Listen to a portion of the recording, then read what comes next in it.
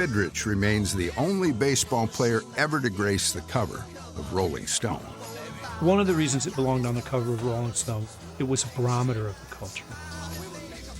And particularly it was a barometer of what was still being called a counterculture. Put me on front smiling, man. Oh. Fidrich's stardom was bigger than ever when he arrived at spring training in Florida in '77. He's, playing leapfrog. He's just goofing around, having a good time. And Rusty Staub comes over to him and says, "Stop messing around and doing stupid things where you could get hurt." I said, "You're too important to the team." And then a ball get hit out to us. I said, "You gonna take it, Rusty?" He goes, "No." I said, "I'm gonna get it." I ran for it, got the ball, and I jumped up to get it. I came down, my knee went out. He went center field and jumped over some guy to catch the ball in front of him, and that's when he hurt his knee. And Rusty goes, "No, I don't believe you just did that. 2 seconds, I just been pumping stuff into your head, and you go and run off." I say, "Hey, that's life, The Bird was grounded. He'd torn cartilage in the knee and would need surgery to repair the damage. The Tigers, knowing that he's their meal ticket, rush him back from the knee injury. I would have gave him a year off. But people was just a demand. Remember, I went to Jim Campbell's office, and I said, "Jim, this kid doesn't know anything but 100 miles an hour." I said, "Why don't you take your time bringing him back? He's so important to the game." And so nobody listened to me. And so just 2 months after the surgery, Fidrich returned to a packed house at Tiger Stadium. And he went out and he pitched a great game. In the second game, he pitched a great game. He won 5 in a row. Boom. He was back. The Bird bounced back quickly and reassured everyone about that knee. "Oh, my knee's fine. All I got is a scar now. I don't worry about anything like that, man. It's just great. I'm feeling fine. I'm in heaven right now." It was really exciting to see him come back. He goes 6-2, 182 earned run average, throws 7 out of 8 straight complete games. He's on the cover of Sports Illustrated. The Bird is back. I looked like a fool. And then it happened. All of a sudden, the dream became a nightmare. He's pitching against the Orioles on July 4th, and his arm goes dead. He hurt his knee and apparently altered his pitching motion. The result was tendinitis of the right shoulder. And that's pretty much it for the season. He makes the All-Star team for the American League, but he can't pitch. He's injured. Doctors prescribed rest and rehab for the shoulder, and Fidrich wouldn't return until April of 1978. Congratulations. Hope everything goes well for you. I do too. Initially, he looked the same as ever, throwing 2 complete game gems to start the year. But his shoulder pain soon returned. In Fidrich's next start, the Bird took a beating. And he was sent back to the disabled list. The next season, in 1979, he made just 4 starts, struggling badly in each one. Fidrich had given up 8 hits in just 2 innings and left to a smattering of boos. Doctors and trainers were confounded. No one could explain why the tendinitis kept recurring. We didn't know anything about elbows and shoulders. We didn't understand all that. The Tigers were so desperate for answers that they even sent Fidrich to see a hypnotist. He goes, "Do you want to play baseball?" I said, "Yeah." And he goes, "Well, how come you're not?" And I said, "Well, my arms hold me back." He goes, "How do you know your arms hold you back? Maybe it's your subconscious."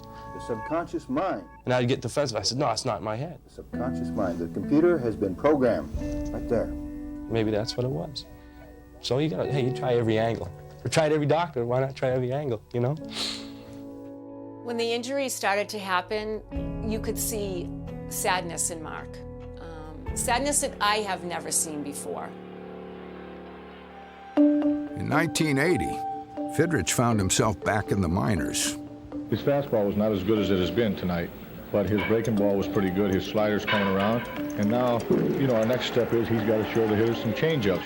It was my job kind of to, encourage him and not to let him get down and give him the best advice I possibly could. Do you think he'll make it back to the big leagues? I don't think there's any question in his mind or my mind or Jimmy Leland or the whole Detroit organization. Fidrich would return to the majors one last time at the tail end of the 1980 season. They came to see him, over 50,000, just as they had in 1976, when he awakened even the most jaded hearts in ballparks around the nation. There were a few flashes that recalled his prime. Listen to this place buzz. Go, Bird, go. Go, Bird, go. But there was no denying the life had gone from his arm.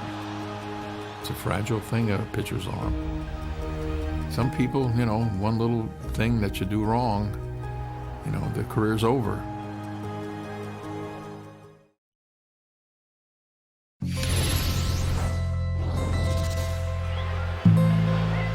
And that's going to be all for the Bird, Mark Fidrych.